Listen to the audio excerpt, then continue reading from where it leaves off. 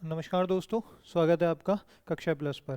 तो दोस्तों, हम लोग चर्चा कर रहे थे संसद के ऊपर और आज हम लोग हमारे टॉपिक को आगे बढ़ाते हुए हम लोग उसी टॉपिक को आगे करेंगे संसद के सत्र से रिलेटेड। अच्छा, संसद के जो सत्र हैं वो क्या हैं? अच्छा, संसद के सत्र होते क्या हैं? यदि हम इसके ऊपर चर्चा करें तो सत्र क्या होता है कि यार जो मीटिंग होने वाली है, जो हमारे जो एमपी है, मेंबर ऑफ पार्लियामेंट है, वो जाके जब संसद में एक दूसरे से मिलेंगे, बात करेंगे और देश के लिए नियम कानून बनाएंगे या संविधान में किसी तरह का संशोधन करेंगे, तो उसके लिए उन्हें वहां पर जाके बैठना पड़ेगा। और बैठने का जो प्रोसेस होता है, जो बैठने के जो दिन होते हैं, उसे हम बोलते हैं सेशन या फिर जो सत्र है उसके बारे में।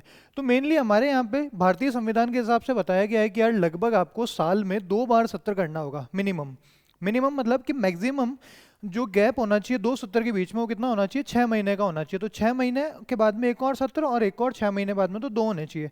बट हमारे भारत में जो सत्र होते हैं वो कितने होते हैं? तो हमारे भारत में 3 सत्र होते हैं। हम लोग देखते हैं संसद के सत्र के बारे में। तो संसद के जो सत्र हैं दोस्तों, इसका जो परिचय है, इसके बारे में जो बताया गया है वो हमें कहाँ बताया गया है? अनुच्छेद आर्टिकल 85 के अंदर। और इस आर्टिकल 85 के अंदर हमें संसद के सत्र के बारे में क्या बोला गया है? अनुच्छेद 85 के अनुसार राष्ट्रपति समय समय पे, मतलब टाइम टू टाइम, क्या करेगा? संसद के प्रत्येक सदन का आह्वान करेगा। तो संसद के सत्र का आह्वान करने का जो अधिकार दिया गया है वो किसे दिया गया है? वो अधिकार राष्ट्रपति को दिया गया है। तो राष्ट्रपति समय समय पे संसद के सत्र का आह्वान करेगा। अच्छा, हमारे भारत में संसद के कौन कौन से सत्र का आह्वान किया जाता है?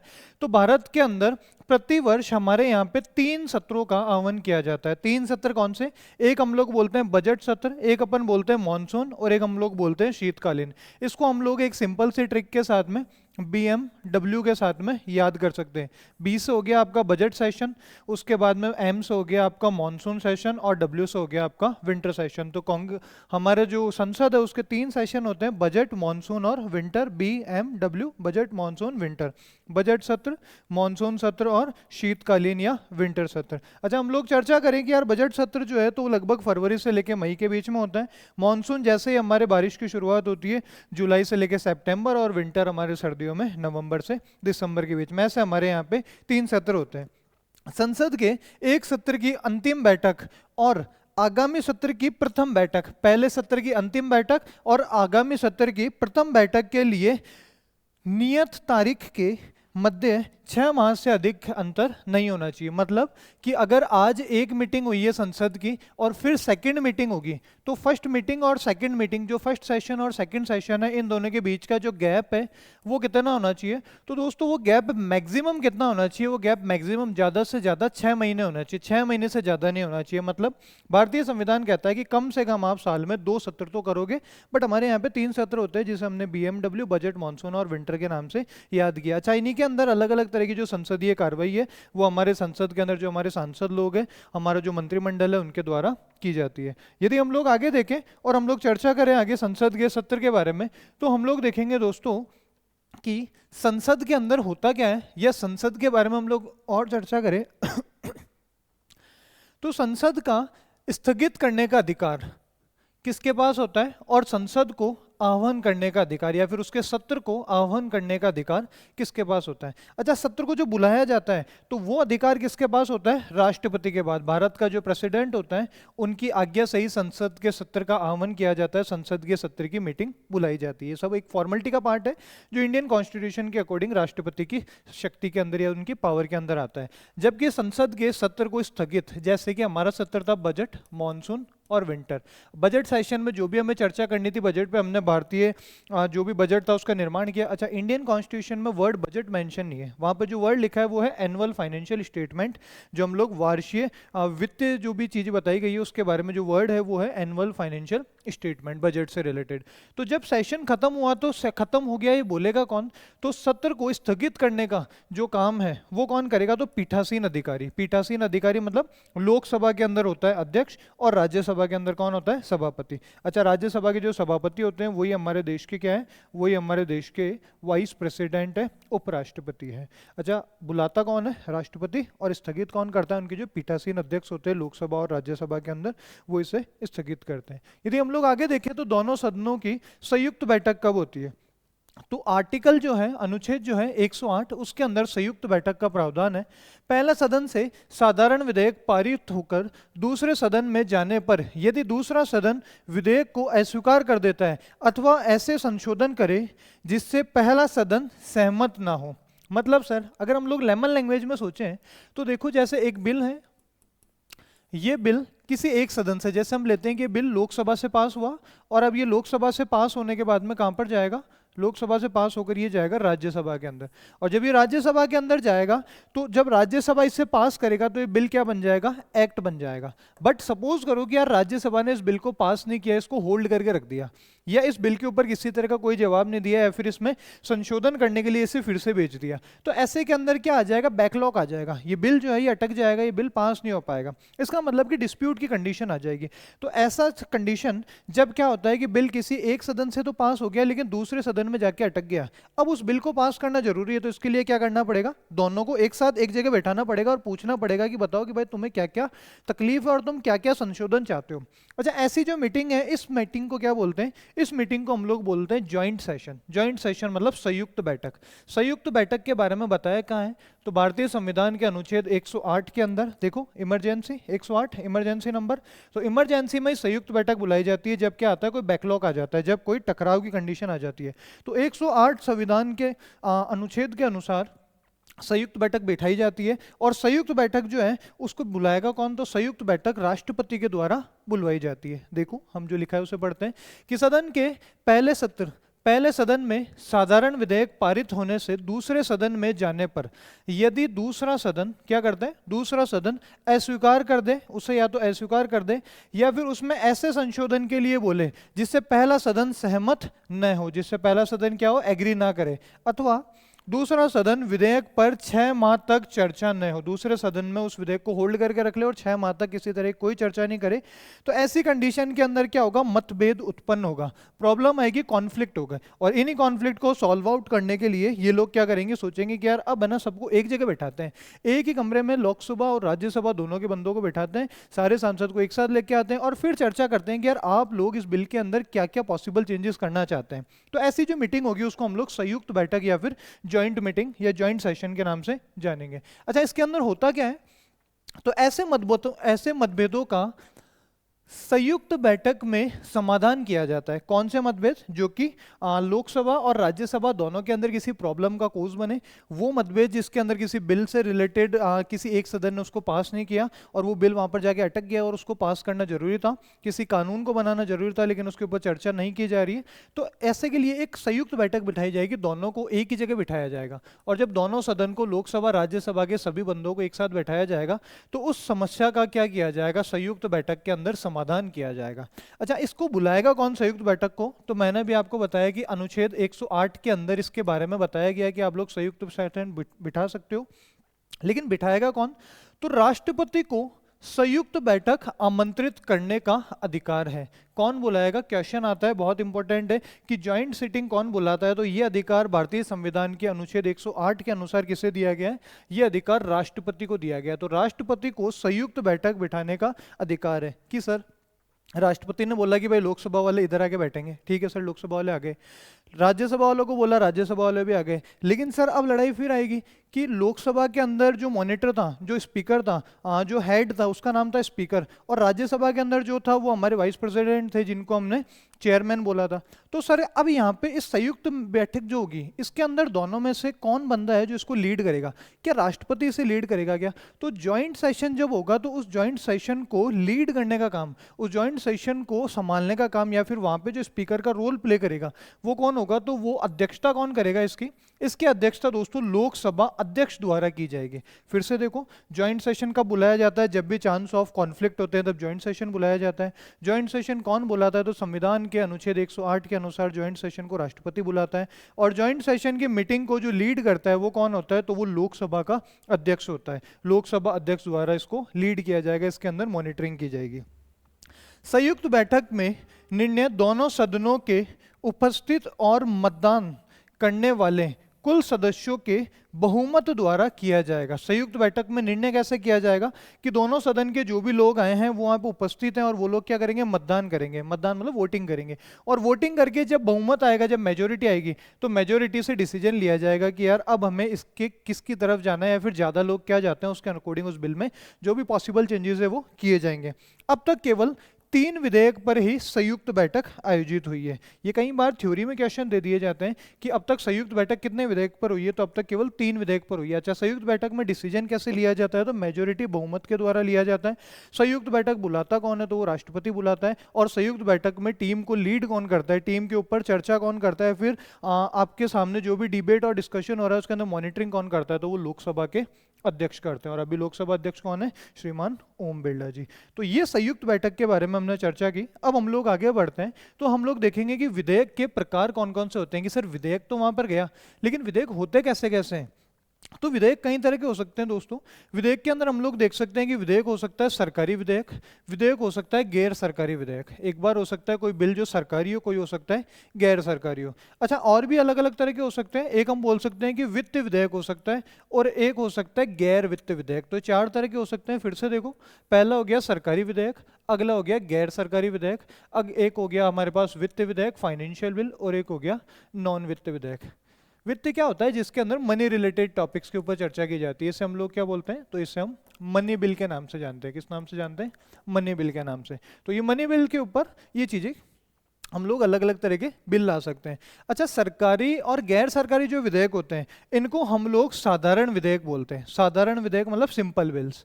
जबकि जो वित्त विधेयक होते हैं इनको हम लोग संविधान संशोधन विधेयक भी बोल सकते हैं। कई सारे बिल ऐसे भी आते हैं जिनके अंदर हम लोग क्या कर सकते हैं, कॉन्स्टिट्यूशन में अमेंडमेंट, कॉन्स्टिट्यूशन में क्या कर सकते हैं हम लोग, अमेंडमेंट कर सकते हैं। और इन अमेंडमेंट, इन बदलाव को करके हम लोग क्या कर सकते हैं, संविधान में जो भी बने हुए नियम और कानून है उनके अंदर हम लोग कुछ पॉसिबल चेंजेस कर सकते हैं। बट वो चेंजेस अकॉर्डिंग टू कॉन्स्टिट्यूशन हमारे बेसिक स्ट्रक्चर को चेंज करने वाले ना हो, हमारे संविधान के मूलभूत ढांचा सिद्धांत के अनुसार सही बैठने चाहिए।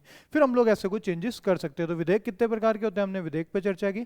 कुछ सरकारी हो सकते हैं, गैर सरकारी हो सकते हैं, वित्त हो सकते हैं, गैर वित्त हो सकते हैं। उसके अलावा संविधान संशोधन वाले बिल हो सकते हैं, और साधारण भी हो सकते हैं, सिंपल हो सकते हैं। कि जैसे किसी स्टेट की बाउंड्री को चेंज करना है, या किसी स्टेट की बाउंड्री को बढ़ाना है, घटाना है, किसी स्टेट का नाम चेंज करना है, ऐसा कुछ भी हो सकता है। इसके बाद में यदि हम लोग चर्चा करें तो हम लोग देखेंगे कि कानून बनाने के प्रस्ताव को साधारण विधेयक कहते हैं। जब भी लॉ मेकिंग का काम होता है, कानून बनाने का काम होता है, तो ऐसे बिल को हम लोग क्या बोलते हैं, सिंपल बिल, साधारण विधेयक कहते हैं। यह विधेयक संसद के किसी भी सदन में प्रस्तुत किया जा सकता है। फिर से देखो, साधारण विधेयक जो था, साधारण विधेयक जो था, साधारण बिल, सिंपल बिल जो था, ये संसद के एनी हाउस, किसी भी सेशन, किसी भी जो हाउस है, किसी भी सदन के अंदर प्रस्तुत किया जा सकता है। विधेयकों को मोटे तौर पर 2 भागों में बांटा जा सकता है। यदि हम लोग क्लासीफाई करें तो उन्हें 2 भागों में बांट सकते हैं। पहला हो गया सरकारी विधेयक और दूसरा हो गया गैर सरकारी विधेयक। इसके बाद में यदि हम लोग चर्चा करते हैं आगे विधेयकों के बारे में कि कैसे कोई विधेयक पास होता है, कोई बिल कैसे पास होता है, तो उसके बारे में हम लोग देखेंगे। यहाँ लिखा है, यदि विधेयक मंत्रिपरिषद के किसी सदस्य द्वारा सदन में रखा गया हो, कोई बिल अगर मंत्रिपरिषद के किसी सदस्य द्वारा रखा गया हो तो उसे हम क्या बोलेंगे, सरकारी विधेयक। अगर काउंसिल ऑफ मिनिस्टर्स में से किसी ने रखा है तो ऐसे बिल को हम लोग क्या बोलेंगे, सरकारी विधेयक। जबकि साधारण सदस्यों द्वारा रखा गया हो, कोई नॉर्मल एमपी के द्वारा रखा गया हो, तो ऐसे बिल को हम लोग क्या बोलेंगे, गैर सरकारी विधेयक। फिर से देखो, मंत्रिपरिषद अगर कोई बिल लेके आती है तो उस बिल को हम लोग बोलेंगे सरकारी विधेयक, और अगर साधारण सदस्यों द्वारा रखा जाता है तो उसको हम लोग बोलेंगे गैर सरकारी विधेयक। विधेयकों का पारित होना, कि विधेयक कैसे पारित होते हैं, तो विधेयकों को पास होने के लिए प्रत्येक सदन से 3 वाचन, कितने वाचन होते हैं, 3। कई बार कोई बिल जब पास होगा तो उसके ऊपर अलग अलग तरह की डिबेट, डिस्कशन की जाएगी, उस टॉपिक के ऊपर चर्चा की जाएगी कि यार क्या इसके अंदर जो भी पॉसिबल कमियां हैं, जो भी इसका आउटकम आने वाला है, उस आउटकम को देख के, उसके बारे में पढ़ के, और हम लोग इसमें से हर पॉसिबल मिस्टेक को क्या करें, आउट करें। तो उसके लिए अलग अलग लेवल पर उसके ऊपर डिबेट और डिस्कशन की जाएगी। तो कितने वाचन होते हैं, तो 3 वाचन किए जाते हैं जब भी किसी एक विधेयक को क्या करना होता है, पास होना होता है, फिर पारित करवाना होता है। देखो 3 कौन कौन से हो गए। सदन में विधेयक को प्रस्तुत करने की अनुमति देना ही उसका प्रथम वाचन कहलाता है। सबसे पहले क्या है कि यार हम लोग इस सदन के अंदर ये एक बिल पेश करना चाहते हैं। तो जब हम लोग क्लास में कोई काम करना चाहते हैं, जब हम लोग घर में कोई काम करना चाहते हैं, तो पहले हमें अपने पेरेंट्स से या स्कूल में अध्यापक से, जो भी हमारे श्रेष्ठ जन है, गुरुजन है, उनसे हमें परमिशन लेनी होती है। तो ऐसे ही जब आप लोग संसद में कोई काम करना चाहते हो तो सबसे पहले आपको क्या लेनी पड़ेगी, वहां पर अनुमति लेनी पड़ेगी। और अनुमति लेना ही, जब आप अनुमति लोगे तो आपसे जानकारी लेंगे कि यार आप किस चीज की अनुमति ले रहे हो, आप करना क्या चाहते हो। तो अनुमति लेने को ही हमने क्या बोला, इसका प्रथम वाचन। याद रखना कि अनुमति लेना ही क्या कहलाता है, प्रथम वाचन कहलाता है। यदि हम लोग आगे देखें तो द्वितीय वाचन क्या होता है, तो द्वितीय वाचन के बारे में देखते हैं। द्वितीय वाचन के अंतर्गत एक प्रवर समिति का गठन किया जाता है जो विधेयक पर बारीकी से विचार करती है, प्रत्येक धारा पर चर्चा की जाती है, निर्धारित अवधि में सीमित समिति अपना प्रतिवेदन सदन को प्रस्तुत करती है। फिर से देखो, सेकंड वाचन में क्या किया जाता है, तो सेकंड वाचन में क्या किया जाता है, एक समिति बनाई जाती है, एक कमेटी बनाई जाएगी। ये कमेटी क्या करेगी, ये विधेयक पर बारीकी से विचार करेगी। एक कमेटी बनाई जाएगी जिसको हम लोग पार्लियामेंट्री कमेटी बोलते हैं। ये क्या करेगी, उस बिल के ऊपर डिटेल में या बहुत माइनर पॉइंट्स भी जो होंगे उसके ऊपर देखेगी, उस पर चर्चा करेगी, आपस में एक रिपोर्ट बनाएगी। और ये समिति जब रिपोर्ट बना लेगी, तो जब ये इसके ऊपर चर्चा करेगी, तो चर्चा करने के बाद में निर्धारित अवधि, एक फिक्स टाइम के अंदर ये क्या करेगी, इसने जो भी वहां से अपने रिपोर्ट को तैयार करा उसे लोगों के सामने, मतलब सदन के सामने, लोकसभा में या राज्यसभा में क्या करेगी, प्रस्तुत करेगी। और प्रस्तुत करने के बाद में जिस पर सदन में बहस एवं विचार विमर्श होता है, उसके बाद में क्या किया जाएगा, डिबेट और डिस्कशन किया जाएगा। इसकी प्रत्येक धारा पर मतदान होता है। इसके बाद विधेयक में आवश्यक शाब्दिक और औपचारिक संशोधन किए जाते हैं। फिर से देखो, सेकंड जो वाचन किया जाता है उसके अंदर क्या होता है कि सबसे पहले एक समिति बनाई जाएगी, एक ग्रुप ऑफ पीपल अपॉइंट किया जाएगा। ये क्या करेगा, ये आपके उस विधेयक को, आपके उस बिल को पढ़ेगा, देखेगा, उस पर चर्चा करेगा, और चर्चा करके फिर ये आपके सामने हाउस में, सदन में लाके इसको रख देगा, लोकसभा या राज्यसभा के अंदर कि यार हम लोगों ने इसमें ये पढ़ा। अच्छा, जब पढ़ा तो ये अपने रिकमेंडेशन देगा, अपने विचार बताएगा कि हमें इसके अंदर ये लगा। बट इसके विचार जरूरी थोड़ी ना है कि सदन में माने जाएंगे। तो सदन इसके ऊपर क्या करेगा, डिबेट करेगा, इसके ऊपर डिबेट और डिस्कशन करेगा। डिबेट और डिस्कशन करके काफी तरह से इसके ऊपर विचार विमर्श करके हर पॉसिबल चीजों को करने की क्या कोशिश करेगा, उनको संशोधन, जो भी औपचारिक और अनौपचारिक चीजें हैं, जो आवश्यक इसके अंदर बदलाव किए जाने हैं, वो सब बदलाव कौन करेगा, सदन करेगा। ऐसे करके हम यहाँ पे सेकेंड रीडिंग खत्म करते हैं। और सेकेंड रीडिंग के बाद में जो थर्ड रीडिंग आती है, तृतीय वाचन जो है, इसमें सामान्य चर्चा के उपरांत मतदान होता है। तृतीय वाचन में क्या किया जाता है, सामान्य चर्चा की जाती है, डिबेट और डिस्कशन किया जाता है, फिर मतदान करवाया जाता है कि यार XYZ एक बिल है और हम लोग इसको पास करवाना चाहते हैं, कौन इसके फेवर में और कौन लोग इसके अगेंस्ट में। आप लोग इसके अंदर वोटिंग कर सकते हो कि सर वोटिंग का काम संभालेगा कौन, कौन देखेगा कि किसने किसके फेवर में वोट किया। तो लोकसभा के अंदर ये काम स्पीकर देखेगा और राज्यसभा के अंदर ये काम कौन देखेगा, राज्यसभा के अंदर ये काम जो वहाँ के चेयरमैन है, जो कि हमारे वाइस प्रेसिडेंट होते हैं, वो देखेंगे। तत्पश्चात दूसरे सदन में भी यही प्रक्रिया फॉलो की जाएगी। पहले सदन में 3 वाचन होंगे, सबसे पहले आप परमिशन लोगे, सेकंड क्या करोगे, आप लोग एक कमेटी बनाओगे, कमेटी बनाने के बाद में कमेटी अपनी डिबेट डिस्कशन करके उसके ऊपर आपको रिकमेंडेशन देगी। आप उस रिकमेंडेशन को मानने नहीं मानने के लिए आप बाध्य नहीं हो, आप उसके ऊपर डिबेट डिस्कशन करोगे, जो पॉसिबल चेंजेस लाने संविधान में जो भी आपको उसके अंदर संशोधन करने, औपचारिक चीजें हटानी है या फिर कुछ शाब्दिक वर्ड जोड़ने, आप लोग उसके अंदर जोड़ने के लिए फ्री हो। और उसके बाद में थर्ड के अंदर आप लोग क्या करोगे, सामान्य चर्चा करने के बाद में उसमें मतदान करोगे और मतदान करने के बाद में आप लोग उसको सेकंड हाउस में भेजोगे। तो ये 3 स्टेप फॉलो होने के बाद में ये कहां जाएगा, तो ये यहां से फिर सेकंड हाउस में, लोकसभा में पास हुआ तो राज्यसभा में, और राज्यसभा में पास हुआ तो लोकसभा में जाएगा। और वहां पर भी सेम प्रक्रिया को क्या करा जाएगा, दोहराया जाएगा, सेम तीनों स्टेप का प्रोसेस वहां पर भी पारित होगा। अच्छा, ये सब है एक सिंपल बिल के बारे में। लेकिन अब हम लोग एक स्पेशल बिल के बारे में पढ़ते हैं जिसे हम लोग मनी बिल या फिर धन विधेयक के नाम से जानते हैं। देखो, धन विधेयक क्या होता है या मनी बिल क्या होता है कि सर पहले तो ये कि कौन सा बिल धन विधेयक है, कौन सा विधेयक जो है वो मनी बिल है, हमें कैसे पता चलेगा इस बात का और कौन बताएगा।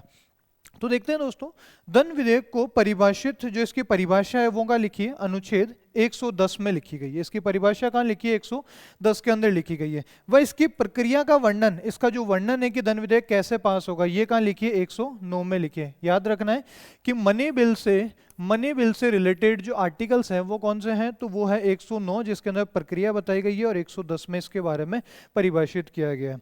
इसे राष्ट्रपति की सिफारिश पर केवल लोकसभा में ही पेश किया जाता है। वेरी वेरी इंपॉर्टेंट है कि हर बिल को हम लोग परमिशन तो लेते हैं, लेकिन मनी बिल के लिए राष्ट्रपति की सिफारिश से केवल उसे कहां पर पेश किया जा सकता है, तो उसे ओनली कहां पर पेश किया जाता है, लोकसभा के अंदर ही पेश किया जा सकता है। यदि धन विधेयक के बारे में हम लोग आगे देखें तो धन विधेयक को लोकसभा में तो पेश कर दिया, लेकिन इसके बाद क्या होगा, तो राज्यसभा द्वारा धन विधेयक की प्राप्ति के 14 दिन में इसे लौटाना अनिवार्य होगा।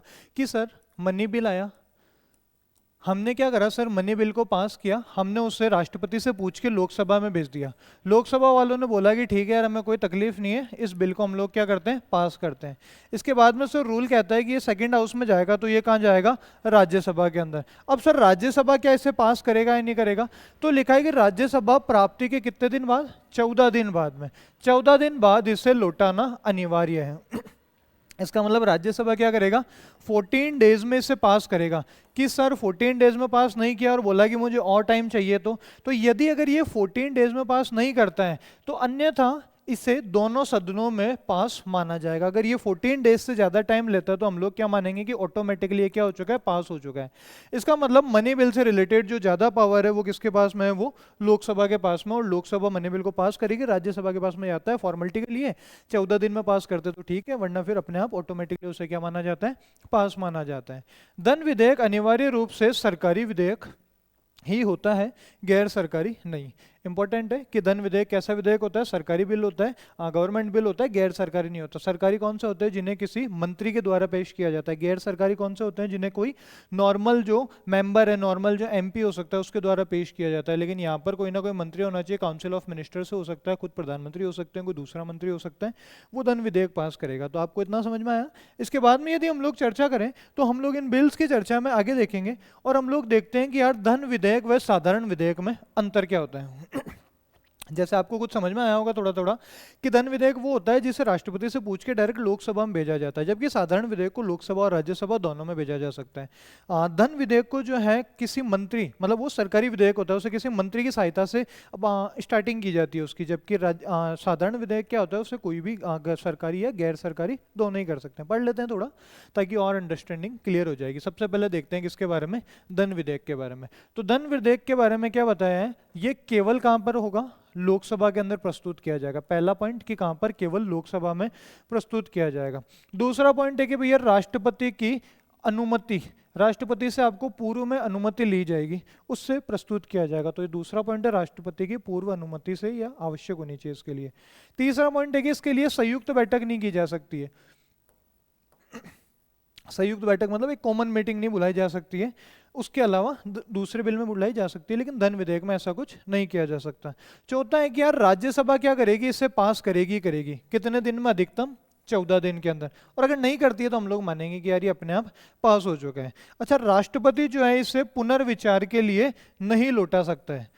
राष्ट्रपति इसे किसके लिए नहीं लौटा सकता, पुनर्विचार के लिए। फिर से देखो, धन विधेयक से रिलेटेड हमने 5 पॉइंट देखे। पहला पॉइंट कि इसे लोकसभा में ही पास किया जाएगा, मतलब डायरेक्टली ये कहाँ पे इंट्रोड्यूस किया जाएगा, लोकसभा के अंदर। दूसरा कि राष्ट्रपति की अनुमति से ही इंट्रोड्यूस किया जाएगा। तीसरा पॉइंट हमने देखा कि इसके ऊपर ज्वाइंट सिटिंग का कोई कंसेप्ट नहीं है, संयुक्त बैठक नहीं होगी। चौथा पॉइंट कि अगर ये राज्यसभा में जाता है तो 14 दिन के अंदर इससे पास करवाना होगा, और अगर नहीं करते हैं तो ऑटोमेटिकली हम लोग इसे पास मानेंगे। और पांचवा पॉइंट है कि राष्ट्रपति के पास में जो शक्तियां हैं कि वो किसी बिल को पुनर्विचार के लिए भेज सकता है, फिर से रिकंसिडर के लिए भेज सकता है, बट मनी बिल को नहीं भेज सकता। धन विधेयक के लिए ऐसा कोई भी बात बताई नहीं गई है। इसके बाद में यदि हम लोग साधारण विधेयक के बारे में देखें तो साधारण विधेयक को किसी भी सदन में प्रस्तुत किया जा सकता है। फिर से मैं कंपेयर करता हुआ चलूंगा। धन विधेयक के बारे में देखा कि केवल लोकसभा में, साधारण विधेयक को किसी भी सदन में। राष्ट्रपति की पूर्व अनुमति आवश्यक नहीं है, वहां पर राष्ट्रपति की अनुमति आवश्यक थी और यहां पर आवश्यक नहीं है। दोनों सदन के बीच में गतिरोध होने पर संयुक्त बैठक बुलाई जा सकती है, मतलब यहाँ पे ज्वाइंट सिटिंग भी हो सकती है, और राष्ट्रपति पुनर्विचार के लिए लौटा सकता है। फिर से देखो, मनी बिल हो गया और एक और हो गया हमारे पास में सिंपल बिल जो हो गया। मनी बिल के बारे में क्या है भैया, ओनली लोकसभा, यहाँ पे क्या है किसी भी हाउस में आ सकता है। यहाँ पर क्या है भैया कि राष्ट्रपति से पूछना पड़ेगा, प्रेसिडेंट की परमिशन लेनी पड़ेगी।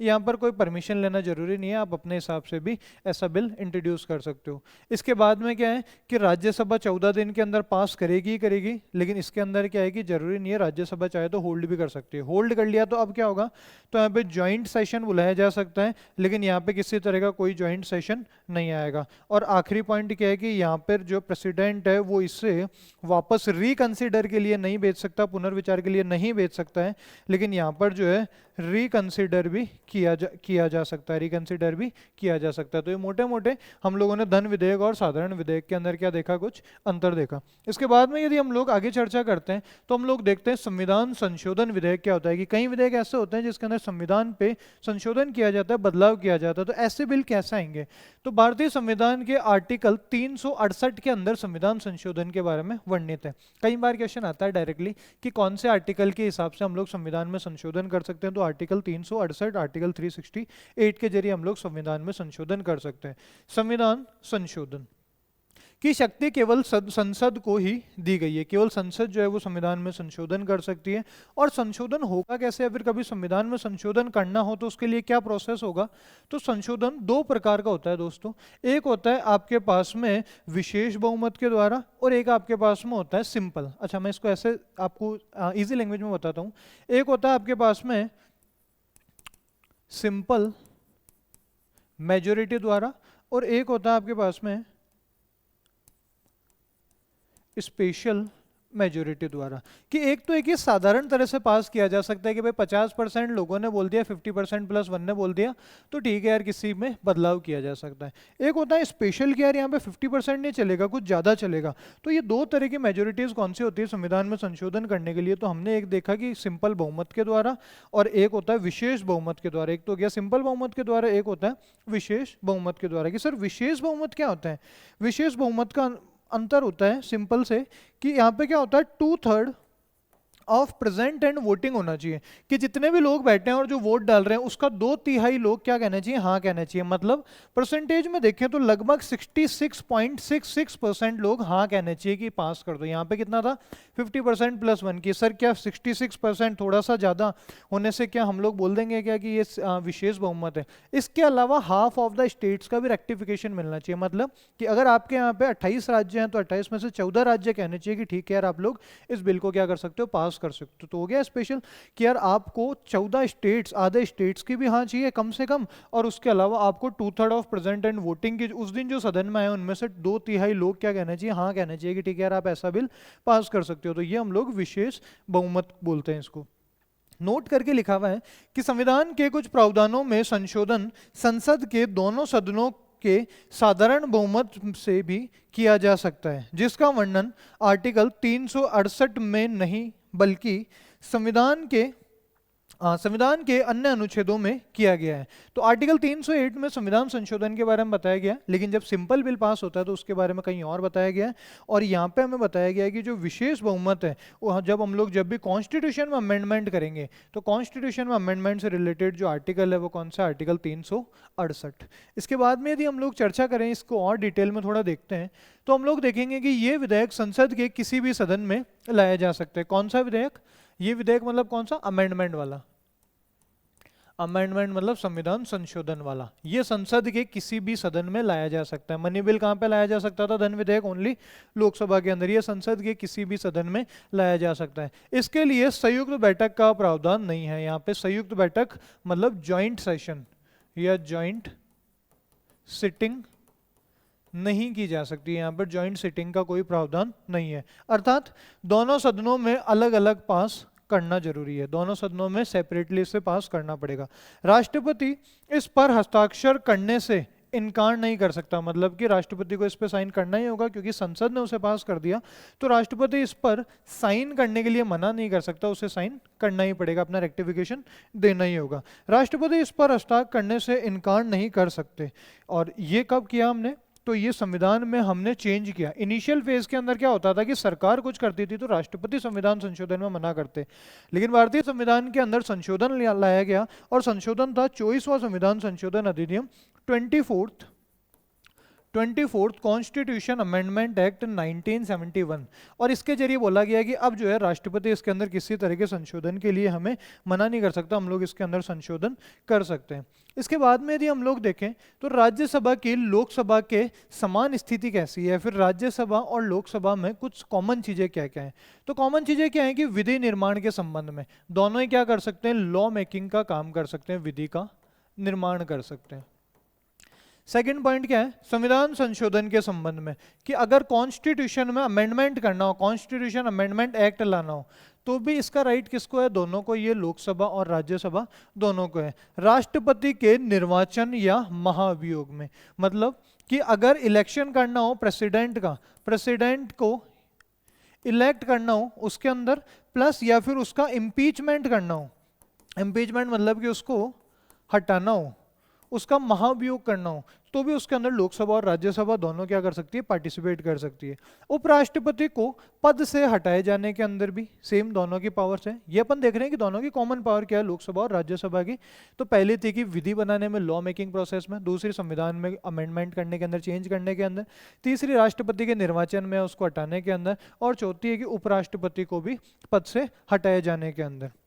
इसके बाद में लिखा है सर्वोच्च न्यायालय या उच्च न्यायालय के न्यायाधीश पर महाभियोग, मतलब वही हटाने के प्रोसेस, इम्पीचमेंट के लिए, और राष्ट्रपति द्वारा घोषित तीनों प्रकार के आपातकालीन को स्वीकार करने में। ये दोनों किसकी पावर है भैया, लोकसभा और राज्यसभा की। फिर से देखें, लॉ मेकिंग का काम हो गया पहला पॉइंट, दूसरा पॉइंट हो गया हमारे पास में कॉन्स्टिट्यूशन में अमेंडमेंट करने का, तीसरा पॉइंट हो गया राष्ट्रपति को, उपराष्ट्रपति को, दोनों को किस करने का, अपॉइंट करने का, और फोर्थ पॉइंट हो गया हमारे यहाँ पे उपराष्ट्रपति वाला हमने कर लिया। तो अगला हो गया हमारे पास में सुप्रीम कोर्ट और हाई कोर्ट के जो जजेस हैं उन सबका इम्पीचमेंट, उन सबको हटाने के लिए। और फिफ्थ पॉइंट है कि अगर राष्ट्रपति द्वारा कोई इमरजेंसी लगाई गई, तीनों प्रकार की कौन सी, तो हम लोग बोल सकते हैं कि हमारे यहाँ पे एक्सटर्नल इंटरनल जो भी इमरजेंसी लगती है, हमारे यहाँ पे फाइनेंशियल हो सकती है, प्रेसिडेंशियल रूल हो सकता है, या फिर वॉर वाली हो सकती है। तो तीनों के अंदर उसको स्वीकार करने के अंदर भी लोकसभा राज्यसभा दोनों के पास में क्या होती है, इसकी पावर होती है। राज्यसभा की तुलना में लोकसभा के पास में अधिक पावर होती है। अधिक पावर कौन सी होती है, तो अभी हमने देखा कि एक जो हमारा मनी बिल था, ये मनी बिल जो धन विधेयक था, इसको कहां पर इंट्रोड्यूस किया जा सकता है, तो इस धन विधेयक को हम लोग कहां पर इंट्रोड्यूस करते हैं, लोकसभा के अंदर। इसका मतलब ये एक्स्ट्रा पावर ही तो है। तो ये राज्यसभा की तुलना में लोकसभा की अधिक शक्तियां क्या है, तो पहली शक्ति है कि धन विधेयक, मनी बिल जो है वो सिर्फ कहां पर, लोकसभा में पेश किया जा सकता है। कोई विधेयक धन विधेयक है या नहीं, इसका निर्णय भी कौन लेगा, तो इसका निर्णय भी लोकसभा अध्यक्ष द्वारा। इसका मतलब ये भी स्पेशल पावर हो गई कि धन विधेयक को कहां पे पेश किया जा सकता है, लोकसभा के अंदर। कोई विधेयक धन विधेयक है या नहीं, इसका निर्णय भी कौन लेगा, तो इसका निर्णय भी हमारे यहाँ पे लोकसभा के अध्यक्ष द्वारा लिया जाएगा। इसका मतलब फिर से उसे स्पेशल पावर दी गई है। और दोनों विधेयक की जब संयुक्त बैठक होगी, तो इस संयुक्त बैठक की जो अध्यक्षता करेगा, ये भी कौन करेगा, तो ये भी लोकसभा का अध्यक्ष या फिर लोकसभा स्पीकर के द्वारा की जाएगी। तो ये लोकसभा की राज्यसभा पर मनी बिल के कंपेयर में, मनी बिल से थोड़ी सी ज्यादा पावर मिलती है लोकसभा को। क्या कि मनी बिल को इंट्रोड्यूस किया जाएगा लोकसभा के अंदर। कोई बिल मनी बिल है या नहीं है, ये कौन डिसाइड करेगा, तो लोकसभा अध्यक्ष। और जब संयुक्त बैठक होगी, ज्वाइंट सीटिंग होगी, तो भी इसके अंदर लोकसभा अध्यक्ष द्वारा ही अध्यक्षता की जाएगी। इसके बाद में यदि हम लोग देखते हैं तो और कुछ स्पेशल पावर क्या है, तो राज्यसभा सिर्फ बजट पर चर्चा कर सकती है, कि जब भी बजट पास किया जाएगा तो राज्यसभा उस पर क्या कर सकती है, चर्चा कर सकती है, डिबेट और डिस्कशन कर सकती है। इसके अनुदानों की मांग पर मतदान नहीं कर सकती है। जब उसके अंदर क्या बदलाव करने, कैसे अनुदान लेके आने, उसके ऊपर किसी तरह का कोई मतदान नहीं कर सकती है। मतलब बजट के ऊपर ओनली डिबेट कर सकती है, लेकिन वोट नहीं कर सकती है कि इसके अंदर अनुदान जो है वो किस सेक्टर में कितने देने चाहिए, उसके ऊपर कोई डिबेट डिस्कशन नहीं कर सकती। मंत्री परिषद केवल लोकसभा के प्रति उत्तरदायी होते हैं, कि जो भी मंत्री परिषद होता है, जो भी आपका काउंसिल ऑफ मिनिस्टर होता है, जो भी अलग अलग तरह के मिनिस्टर्स होते हैं, ये रेस्पॉन्सिबल होते हैं केवल किसकी तरफ, तो इनकी रेस्पॉन्सिबिलिटी होती है ओनली किसकी तरफ, लोकसभा की तरफ। अतः राज्यसभा सरकार की आलोचना तो कर सकती है पर उसे हटा नहीं सकती। इसका मतलब कि नो कॉन्फिडेंस मोशन जो है वो भी सिर्फ कहां पे लाया जा सकता है, लोकसभा में। जिससे आप सरकार की तरफ अपना कॉन्फिडेंस दिखाते हो या नहीं दिखाते, ये सिर्फ कौन कर सकता है, लोकसभा कर सकती है। राज्यसभा के पास में ऐसी भी कोई पावर नहीं दी गई है। इसके बाद में यदि हम लोग चर्चा करते हैं तो हम लोग देखते हैं कि यार राज्यसभा के विशेष अधिकार क्या है, कि सर फिर क्या राज्यसभा बिल्कुल ही ऐसा ही है क्या, तो बिल्कुल ऐसा तो नहीं है। उसके पास कुछ स्पेशल पावर है, कुछ विशेष अधिकार है। वो विशेष अधिकार क्या है कि राज्यसभा को ऐसे दो विशेष अधिकार प्राप्त हैं जो लोकसभा के पास नहीं है। राज्यसभा को कुछ ऐसे अधिकार प्राप्त हैं जो लोकसभा के पास में नहीं है। पहला अधिकार क्या है? तो पहला अधिकार है राज्य सूची पर कानून बनाने की शक्ति संसद को देना। राज्य सूची पर कानून बनाने की शक्ति संसद को देना मतलब कि हमारे यहाँ पे ना कॉन्स्टिट्यूशन में कुछ अलग अलग तरह की लिस्ट बताई गई है, जिसे हमने यूनियन लिस्ट, स्टेट लिस्ट और कॉन्करेंट लिस्ट बोला है। मतलब सर इनके अंदर क्या बताया गया है? तो यूनियन लिस्ट के अंदर वो सारे टॉपिक डाले गए हैं जिसके ऊपर केवल केंद्र सरकार जो है वो क्या करेगी, इसके ऊपर जो केंद्र सरकार है वो इसके ऊपर डिसीजन लेगी कि यार इसके अंदर ये टॉपिक है और इसमें नेशनल इंपॉर्टेंस के टॉपिक होते हैं। वही स्टेट लिस्ट के अंदर स्टेट या लोकल इंपॉर्टेंस के टॉपिक होते हैं, इसके ऊपर राज्य सरकार जो है वो डिसीजन लेती है। और कॉन्करेंट लिस्ट में दोनों डिसीजन ले सकते हैं। लेकिन in the case of conflict, यदि किसी तरह कोई कॉन्फ्लिक्ट होती है तो इसके अंदर भी जो यूनियन गवर्नमेंट है वही अपना डिसीजन लेती है। इसके बाद में यदि हम लोग देखते हैं आगे कि ये डिसीजन लिए किस प्रकार जाते हैं, तो हम लोग देखेंगे कि आर्टिकल जो है वो आर्टिकल जो है वो 249, इसके अनुसार यदि राज्यसभा उपस्थित और मतदान करने वाले सदस्यों के 2/3 कौन सा, वही हमारा स्पेशल मेजोरिटी जैसा कुछ, तो 2/3 बहुमत से राज्य सूची के किसी भी विषय को राष्ट्रीय महत्व का घोषित कर दे तो संसद उस विषय पर कानून बना सकती है। मतलब सर क्या कहना चाह रहे हैं? तो ये आर्टिकल है दोस्तों, आर्टिकल 249, और इसके अंदर बोल रही है कि राज्यसभा चाहे तो किसी भी स्टेट लिस्ट को टॉपिक को, स्टेट लिस्ट में जो टॉपिक लिखा हुआ है राज्य सूची का जो टॉपिक है, उसे केंद्र सूची यूनियन लिस्ट के अंदर डाल सकती है। और जब केंद्र सूची में चला जाएगा तो इसके ऊपर जो कानून है वो कौन बनाएगा? तो अब यूनियन गवर्नमेंट जो केंद्र सरकार है वही इसके ऊपर कानून बनाएगी। ऐसी पावर किसके पास है? राज्यसभा के पास स्पेशल पावर है ये एक। इसके बाद में यदि हम लोग और राज्यसभा के बारे में चर्चा करें तो यहाँ लिखा है कि नई अखिल भारतीय सेवा का सृजन करना। ये भी राज्यसभा की एक पावर है कि वो कोई नई अखिल भारतीय सेवा बना सकती है। अखिल भारतीय सेवा मतलब किसी तरह की ऑल इंडिया सर्विस बना सकती है। कहाँ लिखा है? तो आर्टिकल 312 के अंदर बताया गया। आर्टिकल 312 के अनुसार राज्यसभा वही 2/3 जो बहुमत होता है उससे प्रस्ताव पारित कर सकती है कि हम लोग एक अखिल भारतीय सर्विस, एक ऑल इंडिया सेवा का सृजन करना चाहते हैं। अच्छा, ऐसी सर्विस कब बनाई गई है? तो ऐसी सर्विस हमारे यहाँ पे एक सर्विस आई थी, इंडियन फॉरेस्ट सर्विस, वो लाई गई थी पहले। नोट में देखते हैं क्या लिखा है। तो राष्ट्रपति पर महाभियोग लगाने, संविधान में संशोधन करने व राष्ट्रपति के चुनाव में लोकसभा की बराबरी की भूमिका होती है। किसमें? लोकसभा और राज्यसभा दोनों की बराबरी की भूमिका होती है। किसमें? राष्ट्रपति और महाभियोग मतलब राष्ट्रपति को हटाने के अंदर, संविधान में संशोधन करने के अंदर बराबर होते हैं दोनों। केवल राज्यसभा को, अतः ये केवल राज्यसभा को प्राप्त विशेष अधिकार नहीं होता है। इसके अंदर लोकसभा को भी सेम राइट्स मिलते हैं, राज्यसभा को इसके अंदर कोई स्पेशल राइट्स नहीं मिलते हैं। इसके बाद में हम लोग देखें कि सर लोकसभा की भी कुछ शक्तियां होती है क्या? तो लोकसभा की शक्तियों के अंदर देखें तो संघ सूची और समवर्ती सूची मतलब कॉन्करेंट लिस्ट और यूनियन लिस्ट। यूनियन लिस्ट के अंदर सारे टॉपिक वो होते हैं जो नेशनल इंपॉर्टेंस से रिलेटेड होते हैं, जैसे बैंकिंग से रिलेटेड, डिफेंस से रिलेटेड, इंटरनल और एक्सटर्नल, करेंसी से रिलेटेड, फॉरेन अफेयर से रिलेटेड। ये सब कहाँ लिखे हुए हैं? हमारे संघवर्ती सूची के अंदर। मतलब हम लोग इसे बोल सकते हैं यूनियन लिस्ट के अंदर, जिसके ऊपर सेंट्रल गवर्नमेंट डिसीजन लेती है। और सेंट्रल गवर्नमेंट के बिहाफ पे ऐसे सारे डिसीजन कौन लेता है? तो ये सारे डिसीजन जो है लोकसभा लेती है। समवर्ती होती है कॉन्करेंट, जिसके अंदर ये जो है स्टेट और सेंट्रल दोनों मिलकर डिसीजन लेते हैं। लेकिन कॉन्फ्लिक्ट के चांस जब होंगे तो ओनली यूनियन गवर्नमेंट जो है वो इसके अंदर पावरफुल होगी। तो समवर्ती सूची के विषय में भी कानून बनाती है कौन? लोकसभा, जब कॉन्फ्लिक्ट होगी, और कॉन्फ्लिक्ट हो ही जाती है। इसके बाद में धन विधेयक जब होता है, जो मनी बिल होता है, और जो साधारण विधेयक है प्रस्तुत और पारित करती है कौन? लोकसभा। के धन विधेयक को तो प्रस्तुत और पारित लोकसभा करती है, और साधारण विधेयक को भी लोकसभा क्या कर सकती है? प्रस्तुत और पारित कर सकती है। कर प्रावधान, बजट और वार्षिक वित्त, इनके बारे में भी। कर प्रावधान मतलब टैक्सेशन कैसा होना चाहिए? बजट, या फिर इस बजट के लिए एक वर्ड हमारे जो कॉन्स्टिट्यूशन में जो बताया गया है, एनुअल फाइनेंशियल स्टेटमेंट, जो हमें इकोनॉमिकल सर्वे देती है सरकार, बजट देती है कि यार हम लोगों ने इस साल कहाँ कहाँ पे पैसा खर्च किया और हम लोग कहाँ कहाँ पे पैसा खर्च करने वाले हैं। ये जो भी स्टेटमेंट है ये सब कौन निकालती है? तो स्टेटमेंट लोकसभा हमें निकाल के देती है। प्रश्न पूछकर, पूरक पूछकर, कि यहाँ पे प्रश्न आवर होता है, क्वेश्चन आवर्स होते हैं। पूरक प्रश्न के आप क्वेश्चन के बदले क्वेश्चन कर सकते हो।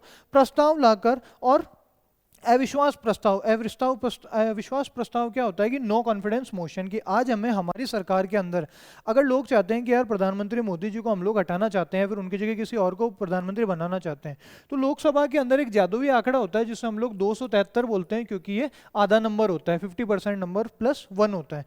तो हम लोग जब इतने लोग एक साथ बोलते हैं कि यार 273 MP एक साथ बोले कि यार हम लोगों को हमारे इतने एमपी एक साथ बोले कि हम लोगों को पीएम के अंदर इतना कॉन्फिडेंस नहीं है, मतलब हम लोग पीएम चेंज करना चाहते हैं, तो ऐसे कॉन्फिडेंस को बोलते हैं हम लोग नो कॉन्फिडेंस मोशन, अविश्वास प्रस्ताव, जिसके अंदर आप लोग क्या कर सकते हो, अपनी कार्यपालिका को नियंत्रित कर सकते हो। आप लोग चाहें तो प्रधानमंत्री को हटा सकते हो या फिर दिखा सकते हो कि यार जो भी पावर है वो किसके पास में, एमपीज या फिर जो जनता के द्वारा चुने गए प्रतिनिधि है उनके पास में ऐसी सारी पावर्स हैं।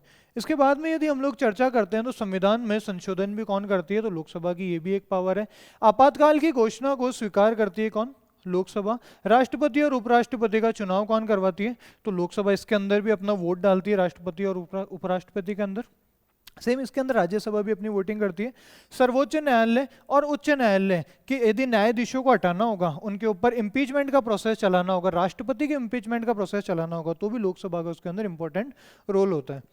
समिति और आयोगों का गठन करती है और इसके प्रतिवेद पर विचार करती है। मतलब कि लोकसभा की क्या क्या पावर्स एक बार फिर से देखते हैं। तो लोकसभा की पावर के अंदर पहला है कि यूनियन लिस्ट के ऊपर सारे जो भी टॉपिक है, कॉन्करेंट लिस्ट के अंदर जो भी टॉपिक्स हैं उनके ऊपर डिसीजन कौन लेगा, लोकसभा लेगी। इसके बाद में हमारे पास अगला है कि टैक्स बढ़ा सकती है, टैक्स बढ़ाने के बाद में बजट पेश करेगी, एनुअल फाइनेंशियल स्टेटमेंट बना के देगी, प्रश्न पूछ सकती है, प्रश्न के ऊपर प्रश्न, पूरक प्रश्न पूछ सकती है, कई तरह की डिमांड्स कर सकती है, अलग अलग तरह की रिपोर्ट्स मांग सकती है, कमिटी बना सकती है। हमारे यहाँ पे जो है प्रधानमंत्री, उपराष्ट्रपति और राष्ट्रपति का चुनाव करवा सकती है, मतलब उसके अंदर वोट डाल सकती है। चुनाव करवा सकती है इन द सेंस ओनली क्या करेंगे ये लोग, वोट करेंगे, वोट डाल सकते हैं। और उसके अलावा न्यायाधीश जो है उनको हटा सकते हैं, राष्ट्रपति को हटा सकते हैं, इम्पीचमेंट का प्रोसेस चला सकते हैं। और कोई समिति कैसी बनी है, आयोग कैसा बना, उसके गठन पे और उसकी जो भी रिकमेंडेशन है उन सबके ऊपर ये लोग क्या कर सकते हैं, चर्चा कर सकते हैं। यदि हम लोग आगे देखें तो राज्यसभा की शक्तियां क्या होती है, तो सामान्य विधेयक पर विचार कर उन्हें पारित और धन विधेयक को संशोधन प्रस्तावित करती है। ये क्या करती है कि सामान्य विधेयक पर विचार विमर्श कर सकती है और धन विधेयक पर ओनली संशोधन के लिए प्रस्ताव दे सकती है। करेंगे नहीं करेंगे ये सब लोकसभा के ऊपर डिपेंड करता है। संविधान संशोधन को पारित कर सकती है कि कॉन्स्टिट्यूशन में किसी तरह का चेंज करना हो तो इसके अंदर आपको राज्यसभा की भी जो शक्ति है, राज्यसभा का भी यूज हमेशा होगा। इसके अलावा प्रश्न पूछकर तथा संकल्प और प्रस्ताव प्रस्तुत करके कार्यपालिका पर नियंत्रण कर सकती है कि कार्यपालिका आपकी जो एग्जीक्यूटिव है वो कैसे काम कर रही है, इसके ऊपर लोकसभा और राज्यसभा दोनों ही क्या कर सकती है, क्वेश्चन उठा सकती है, अपने क्वेश्चंस पूछ सकती है। इसके बाद में राष्ट्रपति और उपराष्ट्रपति के चुनाव में भागीदारी जो है राज्यसभा के लोग भी लेंगे, लोकसभा के भी लेंगे। और सर्वोच्च न्यायालय या फिर उच्च न्यायालय के जो न्यायाधीश हैं उन सबको हटाने के अंदर या फिर राष्ट्रपति को हटाने के अंदर जो इम्पीचमेंट का प्रोसेस है इसके अंदर ये लोग भी क्या करेंगे, वोटिंग करेंगे। सेम पावर है जैसे हमने उधर लोकसभा की पावर्स के अंदर देखी। इसके बाद में है कि ये संसद को राज्य सूची के विषयों पर कानून बनाने का अधिकार दे सकती है। कौन दे सकती है, राज्यसभा। राज्यसभा हमने पढ़ा था कि राज्यसभा क्या कर सकती है, जो भी राज्य सूची के कानून है उन्हें कहाँ पे डाल सकती है, तो उन्हें हमारे यहाँ पे संघ सूची के अंदर, यूनियन लिस्ट के अंदर डाल सकती है और उसके ऊपर ये लोग क्या कर सकते हैं, कानून बना सकते हैं। लेकिन कब डालेगी कि जब वो टॉपिक कैसा लगे, नेशनल इंपॉर्टेंस का लगे, तभी ऐसी राज्यसभा ऐसा कुछ काम करेगी कि वो नेशनल इंपॉर्टेंस का टॉपिक होना चाहिए। कार्यपालिका पर नियंत्रण कैसे किया जाता है, फिर कार्यपालिका पर नियंत्रण के अनुसार हम लोग देखते हैं। तो संसद विभिन्न तरह से कार्यपालिका पर नियंत्रण कर सकती है। कैसे कर सकती है, तो प्रश्न पूछकर कर सकती है, निंदा प्रस्ताव लाकर कर सकती है और ध्यान को खुद की तरफ आकर्षण करके भी कर सकती है। प्रश्न पूछ के मतलब किसी तरह का क्वेश्चन पूछा जा सकता है। निंदा मतलब कि उनके जो किए गए काम है उसकी आलोचना की जा सकती है और ध्यान को खुद की तरफ आकर्षण करके कि हमारा भी कुछ रोल है, हम भी जनता के द्वारा चुने गए प्रतिनिधि है, ऐसे करके ये लोग अपना कार्यपालिका पर क्या कर सकते हैं, कंट्रोल कर सकते हैं। अच्छा, नियंत्रण के उपाय क्या क्या हैं।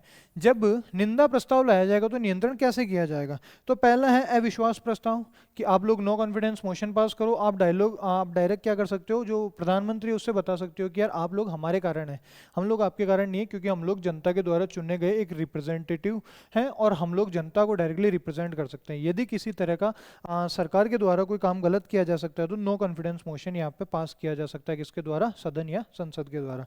विश्वास प्रस्ताव लाया जा सकता है और काम को रोको प्रस्ताव, किसी काम को चल रहा है तो उसके लिए ये लोग अपनी मेजोरिटी से बता सकते हैं कि इस काम को ये सही नहीं हो रहा है, ये अकॉर्डिंग टू कॉन्स्टिट्यूशन सही नहीं है, फिर ये अच्छे से नहीं जा रहा है तो हम लोग इसे अभी रोकना चाहते हैं। तो ऐसे अलग अलग प्रस्ताव करके कार्यपालिका पर क्या किया जा सकता है, नियंत्रण किया जा सकता है। विश्वास प्रस्ताव प्रधानमंत्री द्वारा लोकसभा में प्रस्तुत किया जाता है और अविश्वास प्रस्ताव जो है वो लोकसभा के द्वारा प्रधानमंत्री के लिए प्रस्तुत किया जाता है कि प्रधानमंत्री को कैसे हटाया जाएगा। इसके लिए कौन सा प्रस्ताव आता है? अविश्वास प्रस्ताव। नोट में लिखा है कि नव निर्वाचित संसद सदस्य राष्ट्रपति या उसके द्वारा निर्धारित व्यक्ति के समक्ष अपना पद की शपथ लेते हैं। जब भी कोई संसद नई चुन के आती है, जब इलेक्शन होता है और नई पार्लियामेंट आती है, तो सदस्य किसके पास शपथ लेंगे? तो या तो राष्ट्रपति उन्हें शपथ दिलवाएगा या फिर राष्ट्रपति के द्वारा कोई बंदा अपॉइंट किया गया जिसे हम लोग प्रोटम स्पीकर बोलते हैं, सीनियर मोस्ट बंदे को पकड़ के, और राष्ट्रपति क्या करता है? उसे स्पीकर बना देता है, क्योंकि नई लोकसभा आई है तो अभी तक कुछ है नहीं, तो वो क्या करता है? लोगों को शपथ दिलाता है। तो ये सारा काम राष्ट्रपति क्या करेगा? शपथ दिलाने का काम करेगा, और बाद में जब सारे एमपीज होंगे तो उनको कौन शपथ दिलाएगा? उन्हें स्पीकर शपथ दिलवा देगा। संविधान के अनुसार अनुच्छेद 120 के अनुसार संसद के कार्य संचालन की भाषा हिंदी और इंग्लिश दोनों हो सकती है, क्योंकि दोनों क्या हमारी ऑफिशियल लैंग्वेज है। किंतु पीठासीन मतलब लोकसभा और राज्यसभा, जो भी पीठासीन अधिकारी है, लोकसभा में स्पीकर और राज्यसभा में जो चेयरमैन है, अगर उन्हें लगता है कि कोई ऐसा सदस्य है जो किसी उपयुक्त भाषा में, खुद की किसी भाषा में, या फिर जो कॉन्स्टिट्यूशन के अंदर 22 लैंग्वेजेस रजिस्टर्ड की गई है, उन भाषा के अंदर अगर अपनी बात को रखना चाहता है, तो वो उन्हें अपनी भाषा में अभिव्यक्त कर सकता है। तो उपयुक्त भाषा में अपनी बात को अभिव्यक्त नहीं कर सकता है, नहीं मातृभाषा बोलने की आज्ञा दे सकता है। मतलब क्या हुआ कि यार अधिकतर जो भी बात की जाएगी वो हिंदी और इंग्लिश में की जाएगी, लेकिन अगर पीठासीन अधिकारी को ऐसा लगता है कि आपके अनुसार हम लोग अपनी भाषा में अपने जो भी व्यूज़ है, अपने वर्ड्स को लिख सकते हैं या बोल सकते हैं क्या, तो आप लोग विद परमिशन आप लोग ऐसा कर सकते हैं, लेकिन विदाउट परमिशन ऐसा पॉसिबल नहीं है। और एक और चीज़ हमें जो देखनी थी कि 1983 में भारत में संसद की स्थायी समिति की प्रणाली विकसित की गई थी। संसद की स्थायी समिति जो थी वो प्रणाली कब विकसित की गई थी? तो ये प्रणाली हमारे यहाँ पे 1983 के अंदर लाई गई थी। तो ये सब कुछ हमने दोस्तों मोटा मोटा किसके बारे में देखा? हम लोगों ने संसद के ऊपर ये चर्चा की। यदि हम लोग आगे देखते हैं तो अब हमारा ये संसद वाला टॉपिक हम लोग फिनिश करते हैं, और अब हम लोग जो देखेंगे वो हमने संसद की शक्तियां खत्म करके अब हम लोग अलग अलग टॉपिक पे कार्यपालिका, न्यायपालिका, विधायिका, हम लोग राष्ट्रपति, इनके ऊपर चर्चा करेंगे। और जैसा हमारा सिलेबस हमें आगे बताता है, आगे आपको सारी क्लासेस थोड़ी स्पीड से और अच्छे कंटेंट के साथ में अवेलेबल होगी। और हम लोग चाहेंगे कि यार हम लोग कुछ काफ़ी अच्छा लेके आए हैं आप लोगों के लिए, क्योंकि हम लोगों ने संसद के सत्र कंप्लीट करके हम लोगों ने संसद तो खत्म किया, लेकिन आगे आने वाले जो भी एग्जाम्स हैं उनसे रिलेटेड हम आप लोगों को और भी एक क्वालिटी कंटेंट यहाँ पे प्रोवाइड करेंगे। तो दोस्तों इसी के साथ में मैं आज इजाज़त चाहता हूँ, और आप लोग जुड़े रहिए कक्षा प्लस के साथ में। धन्यवाद दोस्तों।